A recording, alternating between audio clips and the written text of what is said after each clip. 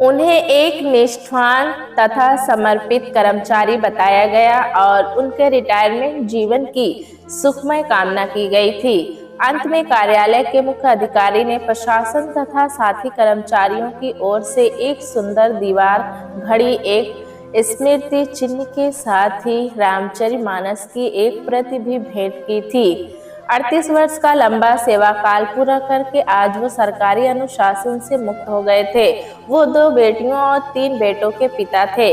अपनी सीमित आय में उन्होंने न सिर्फ बच्चों को पढ़ा लिखा कर काबिल बनाया, बल्कि रिटायर होने से पहले ही उनकी शादियां भी कर दी थी।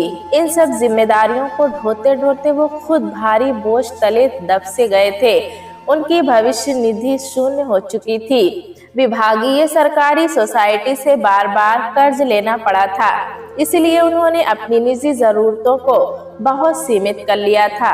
अक्सर पैंट शर्ट की जगह वो मोटे खद्दर का कुर्ता पजामा पहना करते। ऑफिस तक 2 किलोमीटर का रास्ता आते जाते पैदल तय करते। परिचितों में उनकी छवि एक कंजूस व्यक्ति की बन गई थी। बड़ा लड़का बैंक में काम करता था और उसका विवाह साथ में काम करने वाली एक लड़की के साथ हुआ था। मंझला बेटा एफसीआई में था और उसकी भी शादी अच्छे परिवार में हो गई थी। विवाह के बाद ही इन दोनों बेटों को अपना पैतृक घर बहुत छोटा लगने लगा। फिर बारी बारी से दोनों अपनी बीवियों को लेकर न सिर्फ अलग हो गए, बल्कि उन्होंने अपना तबादला दूसरे शहर में करवा लिया था। शायद वे अपने पिता की गरीबी को अपने कंधों पर ढोने को तैयार न थे। उन्हें अपने पापा से शिकायत थी कि उन्होंने अपने बच्चों को अभाव तथा गरीबों की जिंदगी जीने पर मजबूर किया, पर अब जबकि वो पैरों पर खड़े थे, क्यों न अपने श्रम के फल को खुद ही खाएं। हाथ की 5 उंगलियां बराबर नहीं होती। उनका तीसरा बेटा श्रवण कुमार साबित हुआ और उसकी पत्नी ने भी बूढ़े माता पिता के प्रति पति के लगाव को पूरा सम्मान दिया और दोनों तन मन से उनकी हर सुख सुविधा उपलब्ध कराने का प्रयास करते रहते थे। सबसे छोटी बहू ने तो उन्हें बेटियों की कभी कोई कमी महसूस होने नहीं दी थी। मम्मी पापा कहते कहते दिन भर उसकी जबान थकती न थी। सास ससुर की जरा भी तबीयत खराब होती तो वो परेशान हो उठती।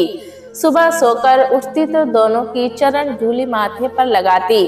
सीमित साधनों में जहाँ तक संभव होता उन्हें अच्छा व पौष्टिक भोजन देने का प्रयास करती।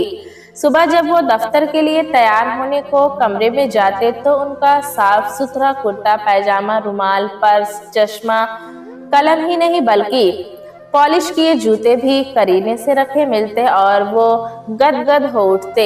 ढेर सारी दुआएं अपनी छोटी बहू के लिए उनके होठों पर आ जाती। उस दिन को याद करते तो वो हर बार रोमांचित हो उठते जब वो रोजाना की तरह शाम को दफ्तर से लौटे तो देखा बहू, बेटा और पोता पोती सब इस तरह से तैयार थे जैसे किसी शादी में जाना हो। इसी बीच पत्नी किचन से निकली तो उसे देखकर वो और हैरान रह गए। पत्नी ने बहुत सुंदर सूट पहन रखा था और आयु अनुसार बड़े आकर्षक ढंग से बाल संवारे हुए थे। पहली बार उन्होंने पत्नी को हल्की सी लिपस्टिक लगाए भी देखा था। ये टुकुर टुकुर क्या देख रहे हो? आपका ही घर है, पर ये सब बात क्या है? किसी शादी में जाना है? सब बता देंगे, पहले आप तैयार हो जाइए। पर आखिर जाना कहाँ है? ये अचानक किसका न्योता आ गया है? पापा, ज्यादा दूर नहीं जाना है। बड़ा मासूम अनुरोध था बहू का। आप झट से मुंह हाथ धोकर ये कपड़े पहन लीजिए, हमें देर हो रही है। वो बड़बड़ाए से बाथरूम में घुस गए। बाहर आए तो पहले से तैयार रखे कपड़े पहन लिए। तभी पोता पोती आ गए और अपने बाबा को घसीटते हुए बोले, चलो ना दादा, बहुत देर हो रही है। और जब कमरे में पहुंचे तो उन्हें अपनी आंखों पर विश्वास ही नहीं हुआ। रंग बिरंगी लड़ियां तथा फूलों से कमरे को सजाया गया था। मेज पर एक बड़ा सुंदर केक सजा हुआ था। दीवार पर चमकदार पेपर काटकर सुंदर ढंग से लिखा गया था, पापा को स्वर्ण जयंती जन्मदिन मुबारक हो। वो तो जैसे गूंगे हो गए थे। हठपूर्वक उनसे केक कटवाया गया था और सभी ने जोर जोर से तालियां बजाते हुए happy birthday to you, happy birthday to you पापा कहा। तभी बहू और बेटा उन्हें एक पैकेट पकड़ाते हुए बोले, जरा इसे खोलियो तो पापा। पैकेट खोला तो बहुत प्यारा सिल्क का कुर्ता और पैजामा उनके हाथों में था। ये हम दोनों की तरफ से आपके 50वें जन्मदिन पर छोटा सा उपहार है पापा। उनका गला रूंध गया और आंखें नम हो गई। खुश रहो मेरे बच्चों, अपने गरीब बाप से इतना प्यार करते हो, काश वो दोनों भी। बहू, एक दिन मैं तुम्हें इस प्यार और सेवा के लिए पुरस्कार जरूर दूंगा। आपके आशीर्वाद से बढ़कर कोई दूसरा पुरस्कार नहीं है पापा। ये सब कुछ आपका दिया ही तो है। आप जो सारा विष खुद पीकर हम लोगों को अमृत पिलाते रहते हैं। सेवानिवृत्ति होकर जब वो घर पहुंचे तो पत्नी ने आरती उतार कर स्वागत किया। बहू बेटे पोते पोती ने फूलों के हार पहनाए और चरण स्पर्श किए। कुछ साथी घर तक छोड़ने आए थे, कुछ पड़ोसी भी मुबारकबाद देने आ गए थे। उन सबको जलपान कराया गया। बड़े बेटे व बहुए इस अवसर पर भी नहीं आ पाए। किसी न किसी बहाने न आने की मजबूरी जताकर फोन पर क्षमा याचना कर ली थी उन्होंने। अतिथियों के जाने के बाद उन्होंने बहू बेटे से कहा था, लो भाई, अब तक तो हम फिर भी कुछ न कुछ कमा लाते थे, आज से निठल्ले हो गए। फंड तो पहले ही खा चुका था। ग्रेजुएटी में से सोसाइटी ने अपनी रकम काट ली। ये 80,000 का चेक संभालो, कुछ पेंशन मिलेगी, कुछ ना बचा सका तुम लोगों के लिए। अब तो पिंकी और राजू की तरह हम बूढ़ों को भी तुम्हें ही पालना होगा। बहू रो दी थी, सुबकते हुए बोली, बेटी को यूं गाली नहीं देते पापा, ये चेक आज ही मम्मी के खाते में जमा कर दीजिए। आपने अपनी भूख प्यास कम करके मोटा पहनकर पैदल चलकर एक एक पैसा बचाकर बेटे बेटियों को आत्मनिर्भर बनाया है। आप इस घर के देवता हैं पापा, हमारी पूजा को यूं लज्जित न कीजिए। उन्होंने अपनी सुबकती हुई बहू को पहली बार सीने से लगा लिया था और बिना कुछ कहे उसके सिर पर हाथ फेरते रहे। समय अपनी निर्भाग गति से चलता रहा। अचानक एक दिन उनके हृदय की धड़कन के साथ ही जैसे समय ही रुक गया। घर में कोहराम मच गया। भले चंगे वो सुबह की सैर को गए थे, लौटकर स्नान आदि करके कुर्सी पर बैठे अखबार पढ़ रहे थे। बहू चाय का कप तिपाई पर रख गई थी। अचानक उन्होंने बाईं ओर छाती को अपनी मुट्ठी में भींच लिया। उनके चेहरे पर गहरी पीड़ा की लकीरें फैलती गई और शरीर पसीने से तर हो गया। उनके कराने का स्वर सुनकर सभी दौड़े हुए आए थे, पर मृत ने डॉक्टर को बुलाने तक की मोहलत न दी। देखते ही देखते वो एकदम शांत हो गए थे। यूं लगता था जैसे बैठे बैठे सो गए हों, पर ये नींद फिर कभी ना खुलने वाली थी। शव यात्रा की तैयारी हो चुकी थी। बाहर रह रहे दोनों बेटों का परिवार, बेटियां व दामाद सभी पहुंच गए थे। बेटियां और छोटी बहू ने रो रो कर बुरा हाल कर लिया था। पत्नी की तो जैसे दुनिया ही वीरान हो गई थी। शव यात्रा के रवाना होते होते लोगों की काफी भीड़ जुट गई थी। बेटे यह देखकर हैरान थे कि इस अंतिम यात्रा में शामिल बहुत से चेहरे ऐसे थे जिन्हें उन्होंने पहले कभी न देखा था। पिता के कोई लंबे चौड़े संपर्क नहीं थे। तब न जाने ये अपरिचित लोग क्यों और कैसे इस शोक में न सिर्फ शामिल होने आए थे, बल्कि वे गहरे गम में डूबे हुए दिखाई दे रहे थे। क्रियाक्रम के बाद दोनों बड़े बेटे बहुएं और बेटियां विदा हो गए। अंतिम रस्मों का सारा वे छोटे बेटे ने ही उठाया था, क्योंकि बड़ों का कहना था कि पिता की कमाई तो वही रखता है। मेहमानों से फुर्सत पाकर छोटे बहू बेटे का जीवन धीरे धीरे सामान्य होने लगा।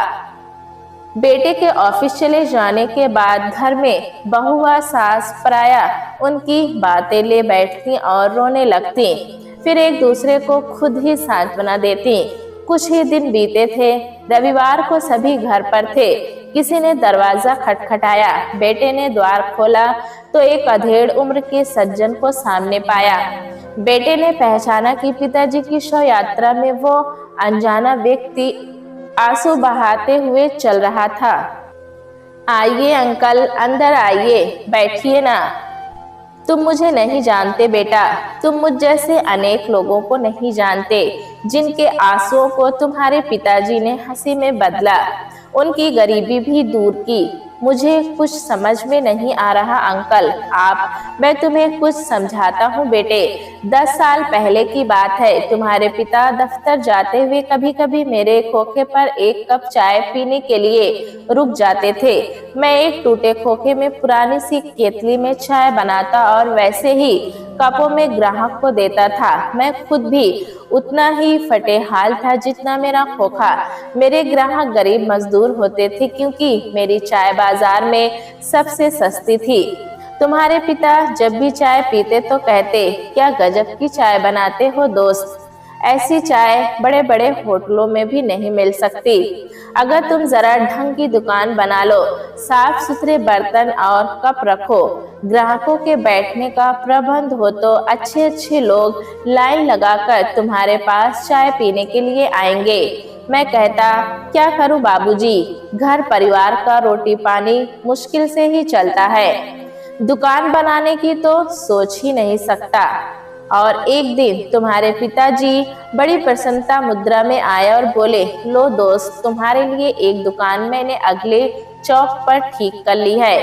3 माह का किराया पेशगी दे दिया है, उसमें कुछ फर्नीचर भी लगवा दिया है और क्रॉकरी बर्तन भी रखवा दिए हैं। रविवार को सुबह 8 बजे मुहूर्त है। मैं उनकी बातें सुनकर हक्का बक्का रह गया। उनकी कोई बात मेरी समझ में नहीं आई थी तो उन्होंने सीधे साधे शब्दों में मुझे सब कुछ समझा दिया। शायद ये बात आप लोग भी नहीं जानते कि वो अपनी नौकरी के साथ साथ ओवर टाइम करके कुछ अतिरिक्त धन कमाते थे। उन्होंने मुझे बताया कि ओवर टाइम की रकम वो बैंक में जमा करा करते थे। मेरी दुर्दशा को देखकर उन्होंने योजना बनाई थी और वो कई दिनों तक मेरे खोखे के आसपास किसी उपयुक्त दुकान की तलाश करते रहे और आखिर उनकी तलाश सफल हो गई। वो दुकान को पूरी तरह तैयार करवा कर मुझे बताने आए थे कि अगले रविवार मुझे अपना काम वहां शुरू करना है। अगले रविवार को मेरी उस दुकान का मुहूर्त हुआ तो बरबस मेरी आंखों से आंसुओं की धारा बह निकली। मैं उनके चरणों में झुक गया। मुझे कुछ नहीं सूझ रहा था कि किन शब्दों में मैं उनका धन्यवाद करूं। उन्होंने तो मेरे जीवन की काया ही पलट दी थी। एक दिन मुझे एक बैंक पासबुक पकड़ाते हुए उन्होंने कहा था, मैंने ये सब तुम्हारे उपकार के लिए नहीं किया, इसमें मेरा भी स्वार्थ है। नई दुकान पर तुम्हें जितना भी लाभ होगा उसका 5% तुम खुद ही मेरे इस खाते में जमा कर दिया करना। उनके आशीर्वाद ने ऐसा करिश्मा कर दिखाया कि मेरी दुकान दिन दुगनी रात चौगुनी तरक्की करती गई और आज वो दुकान एक शानदार रेस्टोरेंट का रूप ले चुकी है। मैं और मेरा बेटा तो अब उसका प्रबंध ही देखते हैं। आज तक नियमित रूप से मैं लाभ का 5% इस पासबुक में जमा करा रहा हूँ। इसी तरह एक बूढ़ा सिर पर फल की टोकरी उठाए गली गली भटककर अपनी रोजी रोटी चलाता था। बढ़ती उम्र के साथ उसका शरीर इतना कमजोर हो गया था कि टोकरी का वजन सिर पर उठाना उसके लिए कठिन होने लगा था। एक दिन इसी तरह केलों की टोकरी उठाए जब वो बूढ़ा चिलचिलाती धूप में घूम रहा था तो संयोग से तुम्हारे पापा पास से गुजरे थे। सहसा बूढ़े को चक्कर आ गया और वो टोकरी समेत गिर गया। तुम्हारे पापा उसे सहारा देकर फौरन एक डॉक्टर के पास ले गए और उसका उपचार कराया। उसके बाद उस बूढ़े ने उन्हें बताया कि वो 600 रुपये मासिक पर एक अमीर आदमी के लिए फल की फेरी लगाता है, जिसने इस तरह के और भी 10 से 15 लाचार लोगों को इस काम के लिए रखा हुआ है, जो गली गली घूमकर उसका फल बेचते हैं। तुम्हारे पिताजी उस बूढ़े की हालत देखकर द्रवित हो उठे और मुझसे बोले, मैं इस बुजुर्ग के लिए कुछ करना चाहता हूँ, जरा मेरी पासबुक देना। कुछ ही दिन बाद उन्होंने एक ऐसी रेहड़ी तैयार करवाई जो चलने में बहुत हल्की थी। रेहड़ी उस बूढ़े के हवाले करते हुए उन्होंने कहा था, इस रेडी पर बढ़िया और ताज़ा फल सजाकर निकला करना। आपकी रोजी रोटी इससे आसानी से निकल आएगी। काम शुरू करने के लिए ये 10,000 रुपये रख लो। और हाँ, मैं आपके ऊपर कोई एहसान नहीं कर रहा हूँ। अपने काम में आपको जो लाभ हो उसका 5% श्यामलाल को दे दिया करना, ताकि ये मेरे खाते में जमा करा दे। वो बूढ़ा तो अब इस दुनिया में नहीं है, पर उसी रेहड़ी की कमाई से अब उसका बेटा एक बड़ी फल की दुकान का मालिक बन चुका है। वो भी अब तक नियमित रूप से लाभ का 5% मेरे पास जमा कराता है, जिसे मैं तुम्हारे पिताजी के पासबुक में जमा करता रहता हूँ। उस बूढ़े के बाद उन्होंने 7 से 8 पैसे ही दूसरे फेरी वालों को रेहड़ियां बनवा कर दी, जो अब खुशहाली का जीवन बिता रहे हैं और उनके लाभ का भाग भी इसी पासबुक में जमा हो रहा है। इतना ही नहीं, एक नौजवान की बात बताता हूँ। एमए पास करने के बाद जब उसको कोई नौकरी न मिली तो उसने पटरी पर बैठकर पुस्तकें बेचने का काम शुरू कर दिया था। एक बार तुम्हारे पिताजी उस ओर से निकले तो उस पटरी वाली दुकान पर रुककर पुस्तकों को देखने लगे। यह देखकर उन्हें बहुत दुख हुआ कि इस युवक ने घटिया स्तर की अश्लील पुस्तकें बिक्री के लिए रखी हुई थी। लाला जी ने जब उस युवक से क्षोभ जाहिर किया तो वो लज्जित होकर बोला, क्या करूं बाबूजी, साहित्य में एमए करके भी नौकरी न मिली। घर में माँ बिस्तर पर पड़ी मौत से संघर्ष कर रही है। 2 बहनें शादी के लायक है। ऐसे में कुछ न कुछ कमाई का साधन जुटाना जरूरी था। अच्छी पुस्तकें इतनी महंगी है कि बेचने के लिए खरीदने की मेरे पास पूंजी नहीं है। ये पुस्तकें काफी सस्ती मिल जाती हैं और लोग किराए पर ले भी जाते हैं। इस तरह कम पूंजी में गुजारे लायक आय हो रही है। अगर चाहो तो मैं तुम्हारी कुछ आर्थिक सहायता कर सकता हूँ। अगर तुम वादा करो कि इस पूंजी से सिर्फ उच्च स्तर की पुस्तकें ही बेचने के लिए रखोगे तो मैं 40,000 रुपये तुम्हें उधार दे सकता हूँ, जिसे तुम अपनी सुविधा अनुसार धीरे धीरे वापस कर सकते हो। मेरा तुम पर कोई एहसान न रहे, इसके लिए तुम मुझे अपने लाभ का 5% अदा करोगे। शायद तुम्हें ये जानकर आश्चर्य होगा कि तुम्हारे पिताजी द्वारा लगाया गया वो पौधा आज फल फूल कर कैपिटल बुक डिपो के रूप में एक बड़ा वृक्ष बन चुका है और शहर में उच्च स्तर की पुस्तकों का एक मात्र केंद्र बना हुआ है। एक बार मैंने तुम्हारे पिताजी से पूछा था, बाबूजी बुरा न माने तो एक बात पूछूं। वो हंसकर बोले थे, तुम्हारी बात का बुरा क्यों मानूंगा भला, तुम तो मेरे छोटे भाई हो। कहो क्या बात है। आपने बीसियों लोगों की जिंदगी को अंधेरे से निकालकर उजाला दिया है। उनकी बेबसी और लाचारी को समाप्त करके उन्हें स्वावलंबी बनाया है, पर आप खुद सदा ही अत्यंत सादा जीवन व्यतीत करते रहे हैं। कभी एक भी पैसा आपने अपनी सुविधा या सुख के लिए खर्च किया हो मुझे नहीं लगता। आखिर बैंक में जमा ये सब रुपए और बीच में ही मेरी बात काट दी थी उन्होंने। वो बोले थे, ये सब मेरा नहीं है श्यामलाल, इस पासबुक में जमा एक एक पैसा मेरे छोटे बेटे और बहू की अमानत है। तुम्हें छोटा भाई कहा है तभी तुमसे कहता हूँ। मेरे बड़े बेटे और बहुएं अपने अपने बच्चों को लेकर मेरे बुढ़ापे का सारा बोझ छोटे बेटे पर छोड़कर दूसरे शहर में जा बसे हैं और ये मेरे छोटे बच्चे दिन रात मेरे सुख और आराम की चिंता में रहते हैं।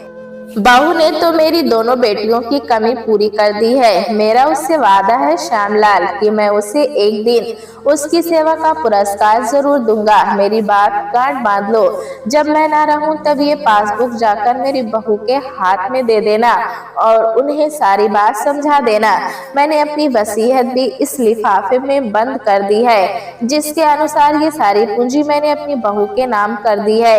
यही उसका पुरस्कार है। बहू की आंखों से गंगा जमुना बह निकली। श्यामलाल ने उसे ढाढ़स बंधाते हुए एक लिफाफा और पासबुक उसके हाथों में थमा दिया। बहू रोते रोते उठ खड़ी हुई और धीरे धीरे चलकर पिता की तस्वीर के सामने जा पहुंची और हाथ जोड़कर खड़ी हो गई। उसकी आंखों से निरंतर आंसू बह रहे थे। उसके मुंह से सिर्फ इतना ही निकला, पापा। प्यारे दोस्तों, कहानी कैसी लगी हमें कमेंट में जरूर बताएं। चैनल पे नए हैं तो एक लाइक और सब्सक्राइब करना ना भूलें।